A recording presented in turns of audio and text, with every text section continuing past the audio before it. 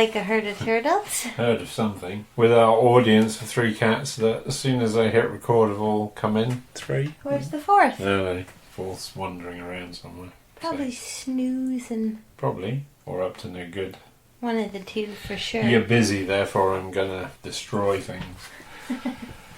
So, we were going to talk a bit today about looking after your bicycle. Bicycle maintenance. Jamie's domain. I was going to say Jessica's favourite subject. So, I'd start off by saying it is worth finding a good bike mechanic, and good bike shops and good bike mechanics don't necessarily come together. They can, but often finding a good mechanic is a little bit of a art, and I've had a few good ones over the years. Been recently blessed, but in the past I've had some who work was a little bit, I don't know what the word is, anyway. Lacking? Yeah, very much so. I was going to say, is it a bit like finding a therapist? Maybe. You have to have the right fit. Yeah, I guess so. I think the thing with bicycles, especially mountain bikes, is, if you don't do the bolts that hold the handlebars to the forks, or I have one where they put rotor bolts in which hold the brake disc to the wheel but didn't tighten them up, and then I couldn't understand why it was rattling and not braking properly. And I just had a few things over the years that are just a bit sloppy, I suppose. But like I said, blessed now with good people, and it's worth just finding somebody that you trust. And even if you do a lot of this stuff yourself, I tend to give our bikes to somebody else at least once a year, sometimes twice a year, depending on what it is, just to sense check everything I've done. And there's some jobs that they're just better at because they have more time and do it all the time. So A little bit of a symbiotic relationship. yeah, I think so. So I guess I was just going to talk about the philosophies of people I've ridden with, and one person I used to ride with who actually raced mountain bikes to a pretty high level, his philosophy was you just ride it until it falls apart and then go and do something about it. And that literally is how he would kind of ride and live his life generally, I suppose. So there's that philosophy, and he also would never bother spending any money on decent lubricant, so he would always just use whatever oil he could find, which normally means that all the mud and grit and rubbish sticks to your chain and cassette and gets into your derailleur and just generally messes everything up. So I don't believe in, I don't really believe that that's the right way ahead. I have also been heavily criticised for measuring chain stretch. I don't know if anybody knows what that is. Well, I was going to ask, how do you do that? Because I have learned A little bit. I'm thinking about the slack, not the stretch. Are those two different things? Yeah. Yeah, okay. So that's about how much I know. So, okay, we can talk about the slackness, but chain stretch is where you ride a bicycle, and the heavier you are and the more abusive you are to your bicycle, the more likely the chain is to stretch. It also depends on, it's one of those things that depends on how much money you spend. So the more expensive the chains, the less likely they are to stretch. They all stretch eventually, but the wear is slower on a more expensive chain. And I've proved this by running a cheaper chain during the pandemic, because I couldn't get anything else, and I think I stretched it 2 inches in like 3 months of riding, whereas normally you'd expect to stretch it like, a few millimetres. So how do you measure this? So you buy a little tool called a chain stretch tool. A chain elongation gauge? There you go. And Whoa. It has a couple of hooks on it. I know exactly which tool this is. So the reason you want to buy one of these is if you buy your brand new mountain bike and you ride it with all the stuff on, i.e. the cassette, the chain ring where the pedals are, and the mech, and you just ride it and ride it and ride it and don't ever worry about your chain. As the chain stretches, it doesn't fit properly and it wears the teeth on the cassette into what people call shark's teeth. Bit of a chain reaction, is it? Should name a bike shop. I think they've got bust. So, and then when you get the shark's teeth, it stops the bike shifting properly. And what that means is that rather than just changing a chain, which could be, say, $100 for a decent one, you end up changing the mech, the cassette, the chain, probably not the chain ring and the crank, but you go from $100 bill to a $700 or $800 bill. Whoa. And that's why I am probably once a month I check the chain stretch to make sure that it's within the tolerances. Well, that really does sound like a bit of a domino effect. So, and if you do get to the point, if you bought a second-hand bike, or you're at the point listening to this and you're like, suck it, I'm beyond the wear mark, you may as well just run this thing into the ground, because you're going to have to buy a new cassette and a new mech and everything anyway, so you may as well just go for it now. Just give her. Yeah. Like the old cycle Let it go, couriers man. used to, just ride it till it doesn't work anymore. So one of the biggest things on the chain is wear. And chain wear comes from grit, mostly. how do you check this? Like, what are you looking for when you're checking the wear on the chain? It's just the length. You can't really see the wear Okay. by eye, but you know when you've got grit in your chain, because Sure. it makes that crunchy noise.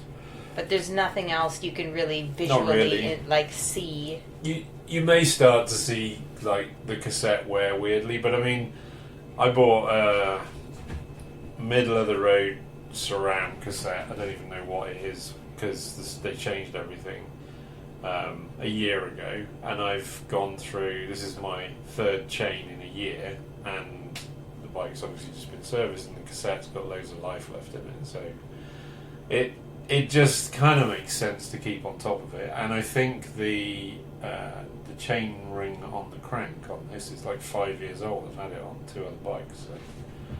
So, I guess a little bit of this is knowing too how much different parts cost. yeah.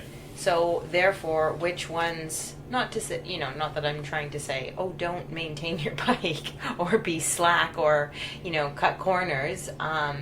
But if you know some of the expenses of some of the bits, you may pay more attention to some of the other bits that it touches. Or do you see what I'm poorly trying to say? I do, and things have changed, like a headset, which is where the forks connect to the handlebars. That set of bearings and that thing there, I mean, they were almost disposable when I used to ride, like first started riding, and now you get a headset and you keep it forever if you look after it and change the bearings and seals, and like it's not a disposable part like it used to be. Things have kind of changed, but it's also accepting that some things do wear out. The mech is the thing that's in contact with the rocks and everything. It's a fragile device with springs and pulleys and rubbish like that in there that changes gears for you, and they do just have a life expectancy of maybe a year or 2, depending on how often you fall off, how much rock you ride through, what gear you're in when you're riding through the rocks. So yeah, and your bike shop will tell you, and there's a lot of myths around, like people say, you should change carbon handlebars every 2 years.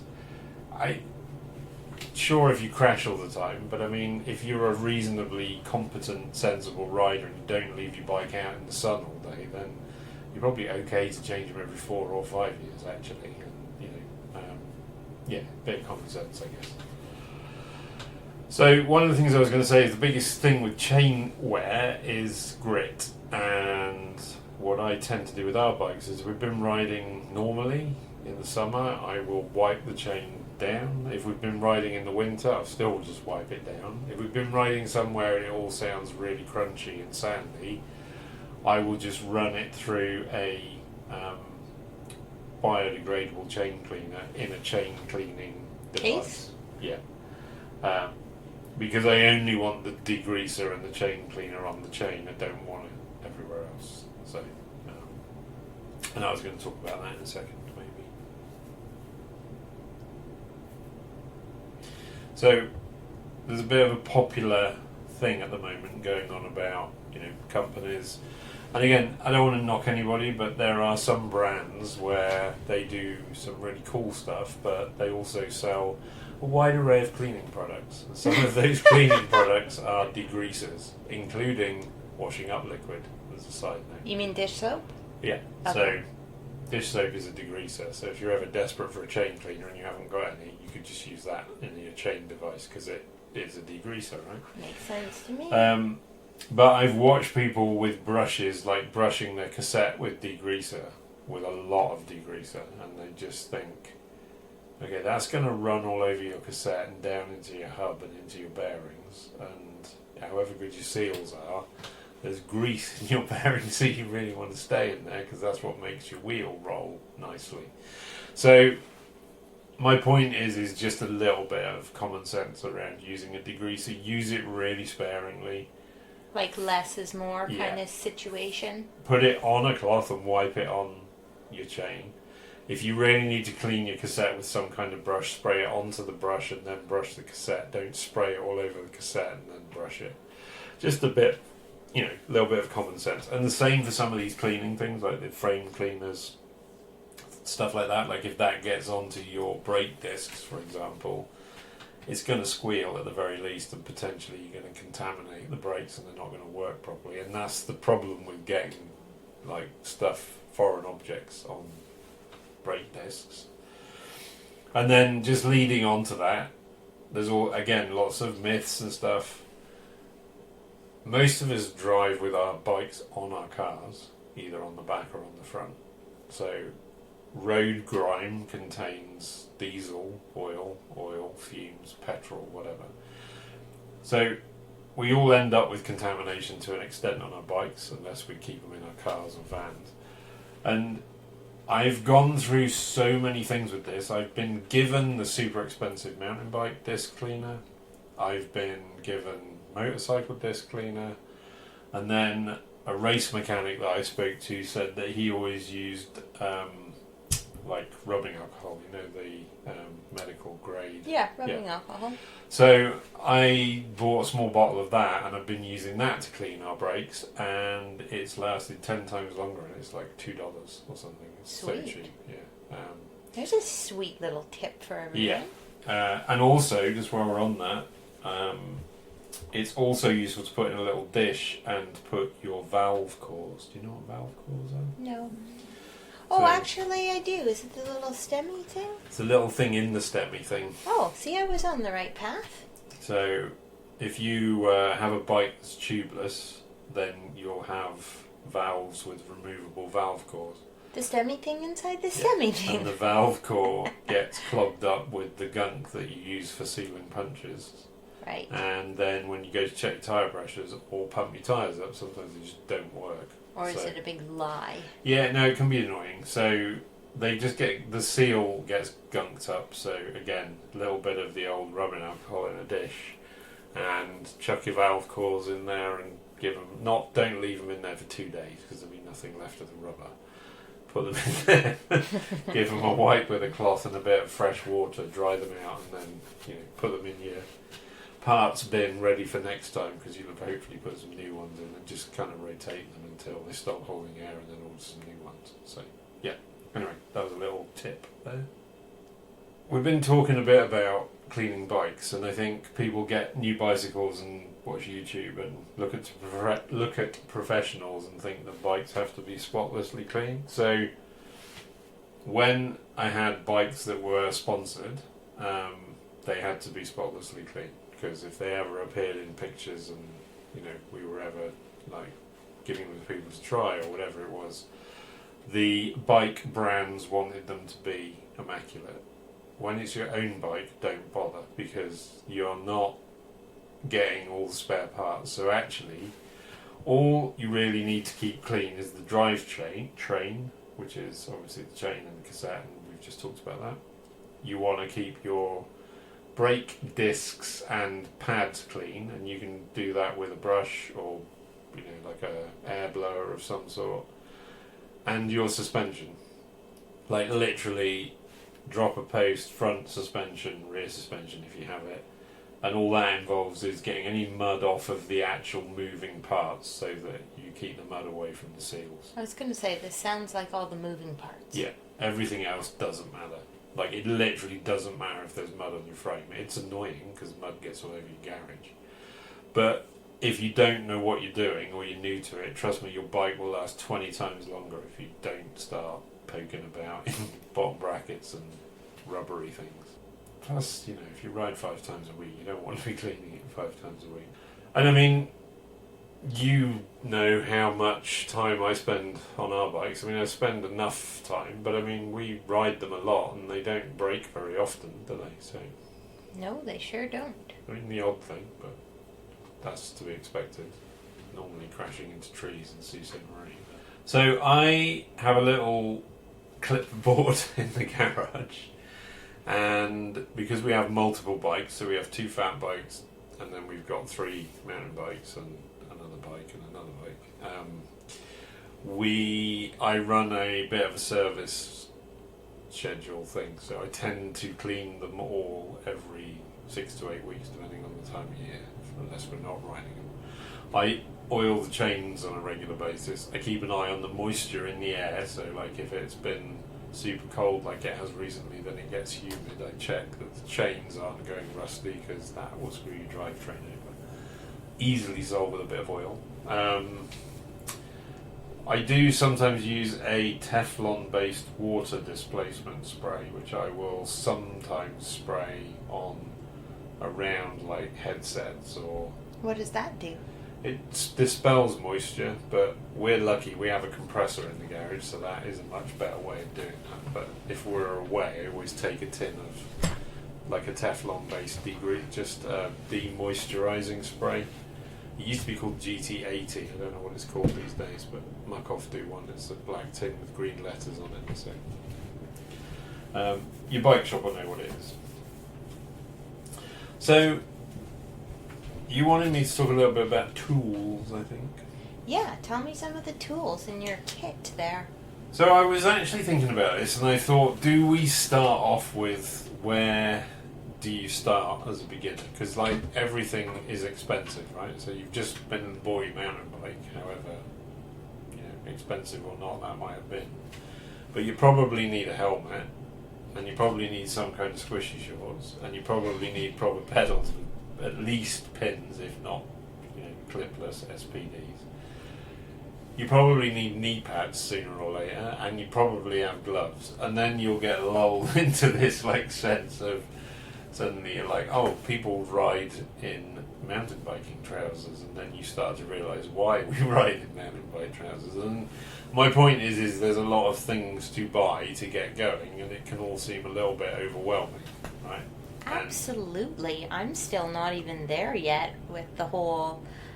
I'm still not into the knee pads or the elbow pads. I guess I finally got into the shorts, but no gloves. You'll get there. Shoes took me a couple years, but I got there. You wear gloves, don't you? No, you don't, do you? Not in the summer. No. I only wear gloves for the heat factor. I think... Just to say that you don't have to. No. Like, as another point of view, yes, some of those things are absolutely great ideas and there's reasons for them.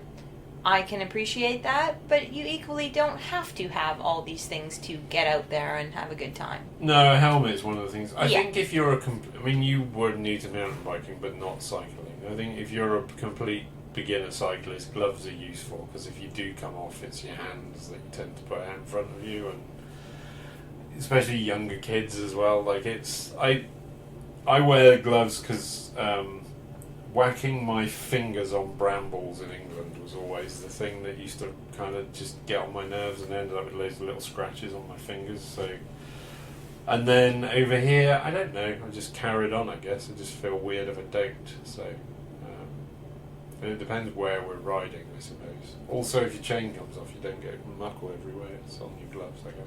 That's true. But then that transfers to your grips, and that can be annoying. Anyway, I was just thinking about this. So what do you need to start with? So I wrote a list, and I was thinking, well, you could actually go to the dollar store for some of this, or Yeah, a few things. Poundland if you live in England. For sure, some of the things on there. So I would buy 2 toilet brushes. Yep. And toilet brushes specifically, because the long handles are quite useful. I was going to say the little hand one or the one with the stick that you actually go in the toilet. The one for the toilet or the tub? Maybe both, actually. One of each. Because it's useful if you're tired or you've been riding, you don't want to bend down, you don't have a work stand. Long handled brush, like we have one in the car now, which is just helpful for just to get snow off the fat bikes or whatever. Yeah, that vintage one's been a real beauty. If you can find one of those particularly. But the bristles are good for cleaning the cassette, the wheels, like all of those moving parts we just talked about. I wouldn't use the plastic bristles on your frame unless you've got frame protection, because it will scratch the paint.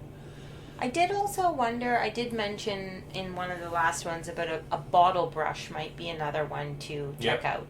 Yeah, it could be. Just, for sure. It might have softer bristles, I don't know. And you also have pedals to clean, and pedals are a pain in the ass, depending on what kind of pedal you've got. If you've got flat pedals, the mud still gets jammed in there between the pins, or leaves in England. But if do you ever use a toothbrush? SPDs, well, I do use a toothbrush for cleaning cassette normally. So I would say, a couple of toilet brushes from the dollar store, old toothbrush if you've got one you'll find useful. How about a bucket? Well, I was going to say a bag of rags, like the cheap rags that you get from the dollar store. You buy like a packet of 10 for $4 or something. You know, those sticky, plasticky things. Yep. Old towels are good as well, just to wipe frames down when they're wet. And then, a bucket, doesn't matter what it is. I mean, it really doesn't matter. The cheapest bucket you can find. And that's it. A bucket, some rags, keep some dry and clean, keep some for oily, chainy stuff, keep some for wiping the bike down.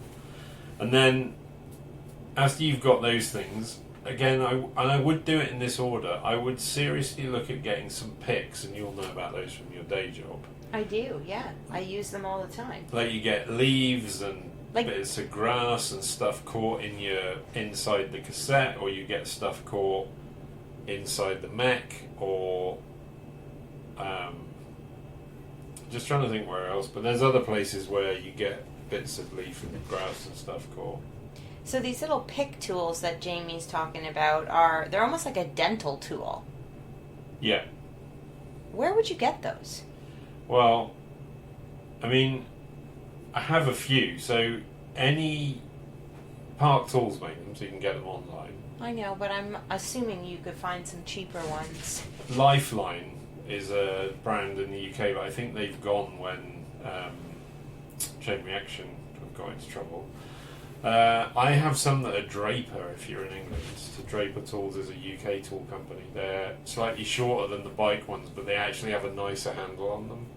And there's 4. There's like, you get them and you think, I'm never going to use a little weird like fish hook shaped one, but actually for hooking bits of grass out of the cassette that's all covered in oil and stuff, they're actually ideal. So the only thing on tools, and I was going to talk about this later, is in fact, I'll wait a second. So I would buy picks. I would buy a good set of hex wrenches, like all the sizes metric. You don't need imperial. And I would buy anything if you're running SRAM like we do, specific. So the SRAM has a slightly different set of fittings for some reason. They have the star, whatever that's called. I've been fiddling with bikes since I was a kid, and I would say that, and again, you probably agree with this, you may not, but I would buy less of the best tools you can afford, because they will last 10 times longer. And I actually had something last night. I was changing a mech hanger on, I got a Canyon, which I'm just going to use as a commuter bike, and the mech hanger was bent, and I was changing the mech hanger, which is 2 tiny hex nut bolt things, and it's cold, right? But they've been in there a long time, probably rusted in there. And I picked up a set of hex wrenches, but I didn't bother going to my tool roll for my proper hex wrenches. I just picked up the ones that I use all the time, which are a little bit softer, and they're a little bit past it, really. They're not great. And I should throw them out, but I don't, because they're tools. You don't throw tools out. One of the things came out fine. The second one, it completely rotated on itself, and I actually thought it was turning, and it wasn't. It just stripped the inside of the hex wrench.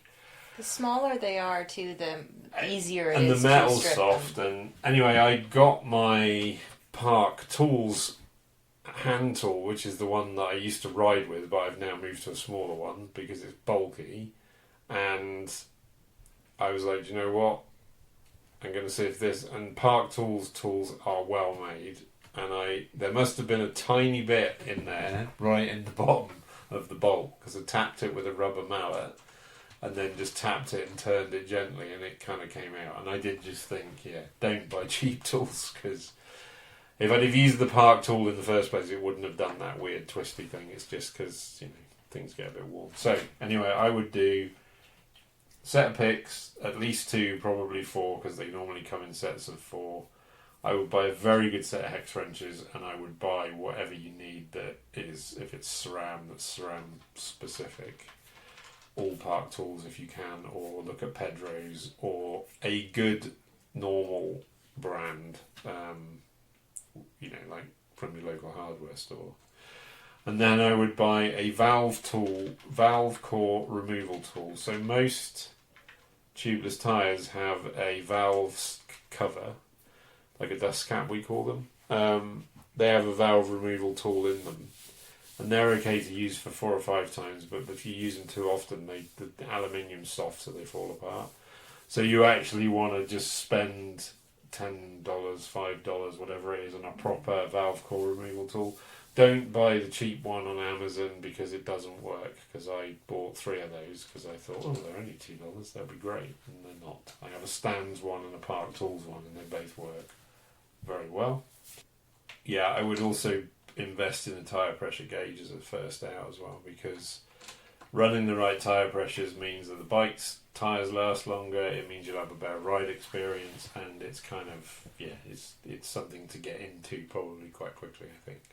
Yeah, you do that every single time. Every ride, yeah. Even if I ride today, tomorrow, and the next day, I tend to check them.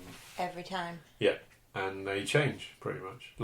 Not a lot, but this time of the year is a bit less, actually, weirdly. I was going to say, does temperature even affect it? Yeah, but I mean, the joke is you could check them at home, put them on the car, drive for 5 hours, get to your destination. And they're different. If you've climbed, like in Quebec, you've driven up a mountain road, the tyre pressures will have changed. So it is weird, and it does make a difference, actually.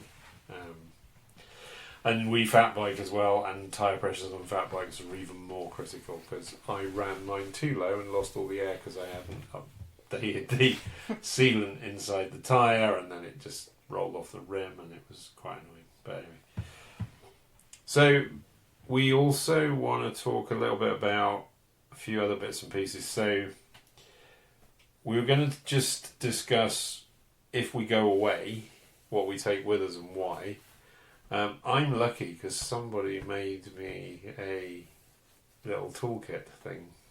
Well, not a little toolkit thing, a massive leather tool roll, to be precise. But it is relatively small. Do you want to talk about that a little bit? Oh, God, never again. No, well, that's not it'll last true. Forever. That's not true. Not never again. Jessica's open to commissions, but it'll be an expensive endeavour, yeah. No, anything that once you make one time is maybe not no problem, but much easier to make the second time around. Seeing as I was completely making this up, and I really had no visual or example, definitely not a pattern to go by. I was just going on Jamie's words. I had one when I was 16, and it was great. Made out of an old, I don't know, curtain or something. Probably. That's about as much information as I had. And here's the pile of tools literally a pile of tools that I want to fit in it. You know what? I wonder if you should put a link to a photo of that. No, I might actually put the picture in as the description. So what I was going to say is we don't go away a huge amount, but we go away. I think we drive somewhere most weekends. And I have a theory that, if you go away for a day's riding and it's a 3-hour trip each way, let's say, or even a round trip, all the fuel and the time and everything to get there and not be able to ride is annoying. And things happen, like you can snap a wheel or split a tyre, and it's more than annoying. I would say it's devastating. so, especially if you only get out once a week, and then if you go on top of that and you're like, well, you go away somewhere, so you fly or you are driving to the other side of the country, or like as we go from Ontario to Quebec, then it's 6, 7, 8 hours of driving, and it's a long way, and you're there for 4 or 5 days of riding, and things do go wrong or need to be changed or whatever. So I have this leather tool roll that's been made for me, which is excellent, and in it I kind of have everything that you would need as a basic tool kit to do almost everything. So I have the tools to take the bottom bracket out, which is where the cranks are. I have the tools to take the cassette off. I have the ability to straighten brake rotors. I have some basic tools for headset bearings or bottom bracket bearings, although that's less of an issue now because they tend to be threaded. I will have tools to be able to adjust seat posts, especially the dropper posts, change cables, brake cables, dropper post cables. But there are some things I don't have, so I won't take the brake bleed kit because I'll make sure I've done that before I go. I won't take brake discs because I tend not to. But the question is, do you have the tool to measure your chain always. stretch? And I mean, I know, because that one was a really hard one to find a space for. I had to build a whole new pocket for that annoying little thing. And I mean, it sounds funny, but we've been to Quebec before when my chain's been borderline, or yours was actually borderline. And I thought, I'll take the chain and the chain tool because I'm not going to change it until I get home. But actually, halfway through that trip, I changed it because it was beyond the 75% wear. Wow. Like I always have spare rotor bolts, so if we lose a rotor bolt on a brake disc. And some of it's a bit common sense. Like if a bottom bracket's going, I'll take a bottom bracket. I won't travel with one generally, but if I can hear there's a creak or something starting, I'll take one because I'll be like, I don't want to have to deal with it. We always tend to take a spare mech because they're the things that go. Always mech hangers and all the tools to be able to change those. We have bacon strips. Do you know what they are? No, I was going to ask you. Although I think you have told me before, because I Well, would I've have used said, them, what right? the heck is a bacon strip? Which is when you put a hole in a tubeless tyre. It's like a needle you stick in the tyre and then it leaves like a plasticky strippy thing that looks like a piece of bacon that stays in there and blocks the hole with the tubeless. Gotcha. Tyre levers for getting tyres on and off should you need to. And always a small torque wrench because if you've got carbon bars and there's some stuff that you shouldn't over tighten. And a torch because often if you're staying somewhere there's not your own house, there's not good lighting, so... By torch, you mean a light of some I have kind? one of those mini torches Okay, that I thought you were people like used to pick locks. It's more excellent. thinking about some arson or something, just in case. Oh, I see. No. Or I don't know. A lamp with a battery. I actually myself quite like to use a headlamp in particular because then I could be hands-free. Just as a little side note sometimes. Yeah, I have done that, certainly in our old place. I mean, the other thing as well is if you've got a bike rack on the back of your bike, or back of your car, sorry, I use that as a work stand if we're away. That's clever. Because, Well, I mean, it's a nice height to work at as well, right? So. And I was just going to say that never mind going on a trip or any kind of distance, I mean, we generally have that tool roll in the car at all times. Yeah, we do. And I mean, you never know when you're going to, snap a chain and need to put a chain link in. It's much easier if you've got a chain link tool. So, yeah, I'll put some links in basic, what I think you need, and then a more advanced toolkit, and an even more advanced toolkit. Whoa.